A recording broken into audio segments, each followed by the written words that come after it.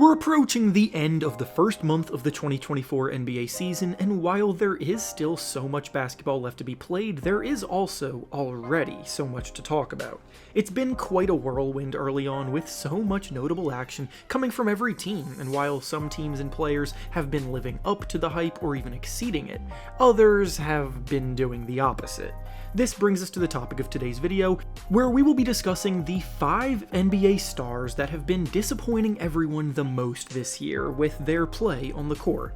These are players that entered the season with pretty lofty expectations and have come nowhere close to matching them. Before we start though, I want to thank PrizePicks for sponsoring today's video. PrizePicks is a skill-based, real money daily fantasy sports game where you select 2 to 6 players and guess if they will hit the over or under on their projections, and if you get it right, you can win up to 25 times your original entry. Obviously, we're all basketball fans here, but PrizePicks has almost every sport you can think of available to choose from and play.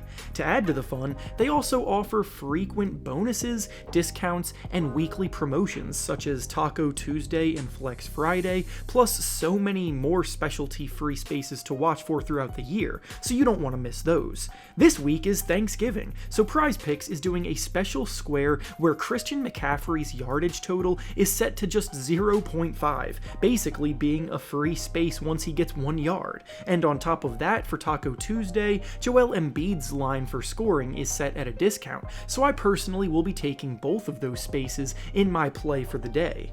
To sign up, go down to the link in the description and use promo code REFERENCE when you sign up to get a deposit match bonus of up to $100. Once again, thank you to PrizePicks for sponsoring today's video. Now let's get back to the topic at hand. The first star player we'll be discussing today that has been disappointing everybody this year is Julius Randle of the New York Knicks. Right now, we're seeing the absolute worst of Julius Randle and his experience, which is saying something because this has been a ride filled with more crazy highs and lows than most others in the league.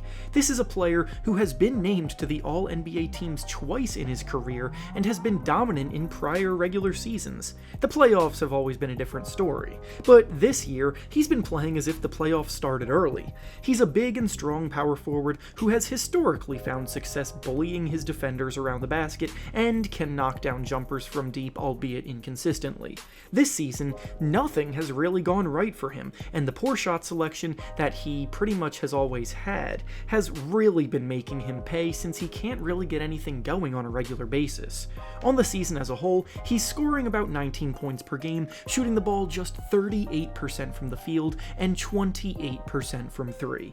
The Knicks have still managed to find success in spite of his struggles, thanks in large part to Jalen Brunson providing a steady presence and RJ Barrett playing the best basketball of his career, but the team has actually been at their best in lineups without Randle on the court, and he'll need to turn things around soon if the Knicks want to make any real noise. The next star player disappointing everyone that we'll be discussing today is Klay Thompson of the Golden State Warriors. Ever since Klay Thompson returned from the ACL and Achilles injuries that forced him to miss 2 seasons in a row, you could have argued that he didn't look like the same player that he was before, but he was still taking and making a lot of threes, shooting the ball efficiently at that time. Other parts of his game may have taken a hit, like his ability to defend the perimeter, but his shooting was still key to the Warriors' ability to win another title in 2022. Now though, the reason why he lands on this list is because even his once Hall of Fame level shooting ability has seemingly abandoned him, and he has become a huge negative on the court for the Warriors. He's scoring just 14 points per game, which is the lowest amount he's put up in a season since his rookie year. He's shooting poorly from both the field and from 3, making just 40% of his shots and 33% of his threes, which are both career lows. And while it's unfair to pin all of the blame for the Warriors' struggles on him, it certainly doesn't help that his shooting prowess can no longer be relied upon. He's always been someone that played with the type of confidence where there wasn't a single shot he didn't think he could make, but now his poor shot selection is becoming glaring because of how many bricks that he's been tossing up. The next star player disappointing everyone this year is Zach LaVine of the Chicago Bulls. The Bulls as a whole seem to be on the verge of imploding, and LaVine himself has been the subject of a ton of rumors regarding him wanting to be traded. But while I understand his frustrations with the state of the Bulls, he himself hasn't exactly been putting his best foot forward on the court either.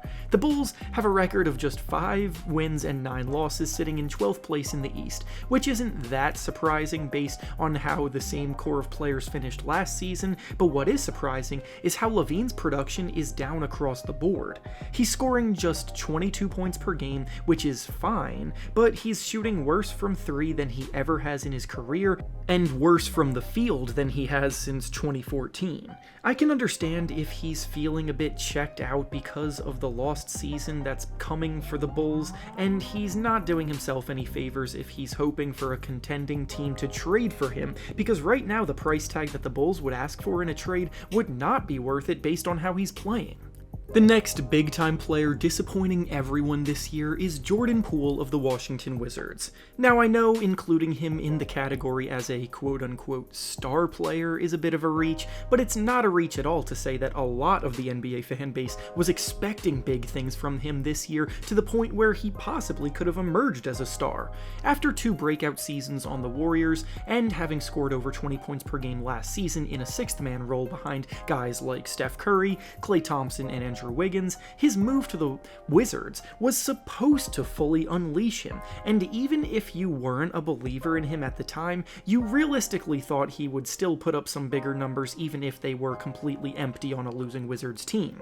If you were to tell me that his production across the board would actually decline in a bigger go-to role, I simply would not have believed you, but that's exactly what has happened to him so far.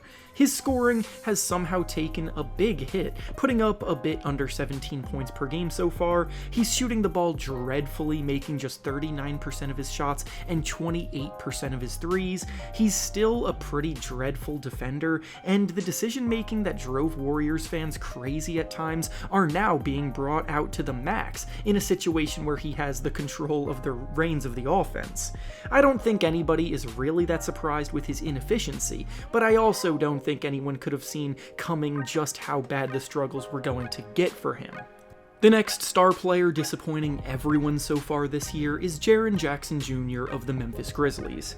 Entering the season, the Grizzlies knew they were going to be without their leader and best player Ja Morant for the first 25 games of the year because of his suspension, which meant that the rest of the squad was going to have to step up and keep the team afloat in the meantime, and a player like Jaren Jackson Jr. was the one being turned to lead the way. He's the reigning Defensive Player of the Year. He's coming off of a season where he put up a career high in points while shooting a career best from the field, and historically the Grizzlies have been able to win more than they've lost in games that Morant has missed. So the fact that they are now sitting at the very bottom of the standings with a record of 3 wins and 11 losses is as big of a disaster as it gets for the back-to-back 2 seed in the Western Conference. Jaren may be scoring a career-high 19.8 points per game so far, but he's a big man shooting just 43% from the field, which is the kind of efficiency that you expect from volume-scoring guards, and he's also making just 31% of his threes, which is well below league average. On top of that, he's also only blocking half as many shots per game as he swatted last season during his depoy campaign, and the Grizzlies are ranked in the bottom half of the league defensively as a team this year, after being top 3 on that end last season. So what that tells me is that some guys just are not built to be go-to guys and excel more in secondary roles, and that's the kind of player that Jaren is. And with that being said, that's all I have for you today. Make sure to like the video, subscribe to the channel, and comment down below who you have been most disappointed by this season. Thanks for watching, and I'll see you all next time.